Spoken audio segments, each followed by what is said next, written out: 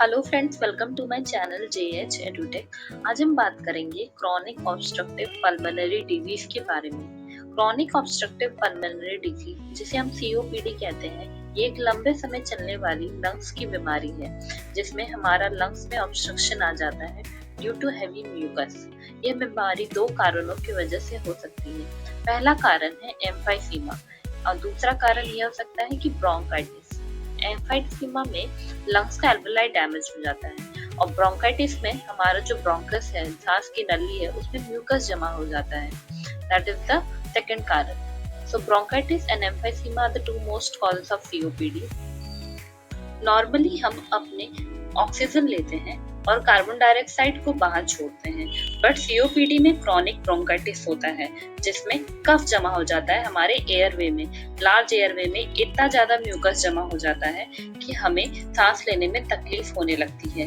Mucus के कारण हमारा एयरवे ऑब्स्ट्रक्ट हो जाता है और हमें कंटिन्यू खांसी होने लगती है। एम्फाइसीमा में क्या होता है, जब हमारा लंग्स का एल्वेओलाई है वो डैमेज होने लगता है। लंग्स के एल्वेओलाई में सूजन हो जाती है जिसके कारण गैस एक्सचेंज करने में दिक्कत होने लगती है। गैस एक्सचेंज ठीक से नहीं होने के कारण जो लंग्स का साइज है वो बढ़ जाता है और लंग्स को गैस एक्सचेंज करने में टाइम लग जाता है। इसी के कारण हमें सांस लेने में प्रॉब्लम होने लगती है। COPD यानी क्रॉनिक ऑब्स्ट्रक्टिव पल्मोनरी डिजीज, यह बीमारी का मेन लीडिंग कॉज है स्मोकिंग। पूरी दुनिया में टोबैको स्मोकिंग की वजह से सबसे ज्यादा COPD होने का चांसेस है। इससे लंग्स का टिश्यू डैमेज हो जाता है।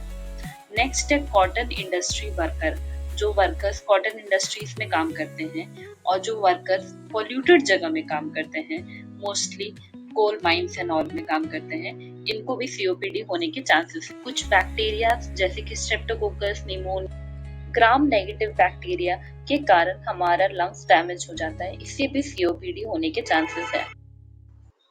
Ministry of health and family welfare के अकॉर्डिंग वर्ल्ड COPD डे हम सेलिब्रेट करते हैं 18 नवंबर को और ये 2020 से स्टार्टेड हुआ है। COPD के 5 मेन सिम्टम्स होते हैं। उसमें शॉर्टनेस ऑफ ब्रेथ मतलब सांस लेने में दिक्कत और क्रॉनिक कफ होता है। हमें एक्सेसिव कफ होता है। अगर हमें लंबे समय तक मोर देन 8 वीक से ज्यादा सर्दी खांसी है तो यह COPD होने का बहुत मेन कॉजेस है। इसके कारण हमें चेस्ट पेन होने लगेगा, चेस्ट में हेवीनेस लगेगा और चेस्ट में जलन होने लगेगी।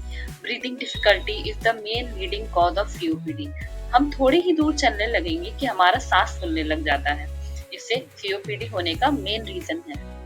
अगर COPD लंबे समय तक इलाज ना मिले इसे, तो हमारे हाथों की जो उंगली है उसमें सूजन आ जाएगी और उसका कलर चेंज होने लगेगा। मोस्टली इन सारे सिम्टम्स से हमें पता कर सकते हैं कि हमें COPD है।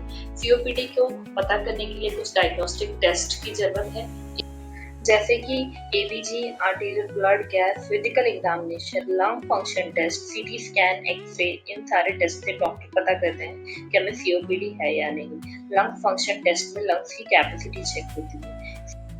COPD का ट्रीटमेंट में सबसे पहले आता है स्मोकिंग सेडेशन मतलब स्मोकिंग छोड़ना। इससे बहुत ज्यादा हेल्प मिलती है COPD पेशेंट को। और डेली एक्सरसाइज, नॉर्मल वॉकिंग करना, दोस्तों के साथ थोड़ा बहुत आसपास चलते रहना, इससे हम फिजिकली फिट रहेंगे और हेल्दी रहेंगे।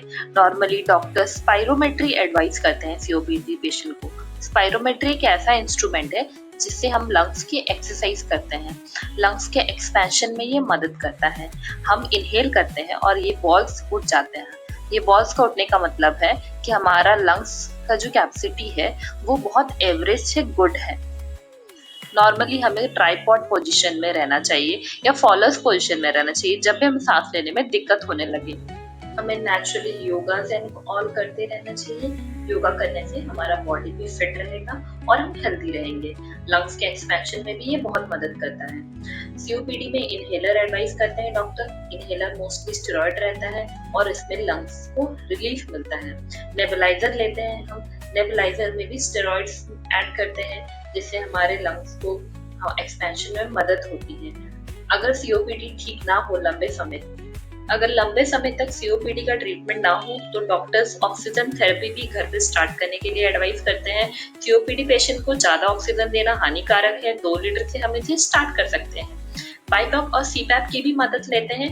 नॉर्मली जिन्हें स्लीप अपनिया की बीमारी है वो बाईपैप और सीपैप का यूज करते हैं। यह डॉक्टर्स लंग्स के एक्सपेंशन के लिए सोते वक्त एडवाइस करते हैं। ऐसी ही मेडिकल नॉलेज के बारे में और जानने के लिए subscribe to my channel. Thanks for watching. Please do like, share and subscribe.